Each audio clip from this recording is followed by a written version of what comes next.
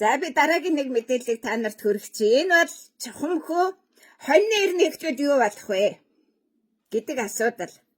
Хоньны эрийн эхлэхэд манай эрийн эхэлдэг. Шинэ мянган эхэлдэг. Шинэ 300 мянган жил эхэлдэг. Энэ бол сүүн замын нэрнэ. Үүнийг эхлүүлэхийн төлөө хүн төрөлхтөн эртнээс Троен дайнд орж байсан. Тэгэхээр Тройчууд гэдэг бол тиран. Тройчууд яг одоо Израилийн давталгаа шиг Тройчууд тэд сүнсэн гал, сүнсэн газар, сүнсэн тэнгисийн асааваас давталж байгаа давталгаа. Тэгвэл түүний эсрэг ариун Трой гэж бий. Энэ бол ариун гал, ариун газар, ариун усны тэлэлт.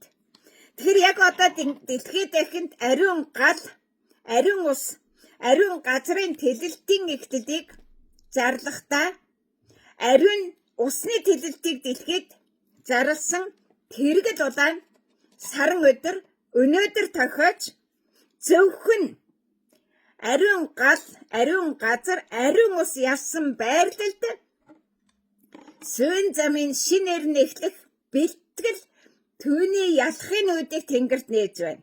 Түүний төгс ялалтын газарт баталгаажуулах нь 2026 оны 4-р сарын 13-наас 17-ны өдрүүд байх болно. Тэгэхээр энэ 13-наас 17-ны өдрүүдэд юу болдог вэ гэхээр тасралтгүй битүүн ба шинэ нэгний тохиолдол болно. Та нар энд огт нэгдээгүйхээ баталгааг хийж байх нь харамсалтай.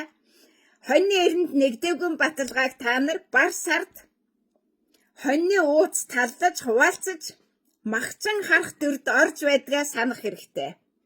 Ийм учраас Монгол хэмээх гутаан дарамжиж кайф авдгаа саарл ордны үдэн дээр та нар Израилийн 3 туг мандуулж баталж байх шиг байна. Баярлалаа та нарын энэ дэмэрэл солиорлыг дэлхийд таних болтугай.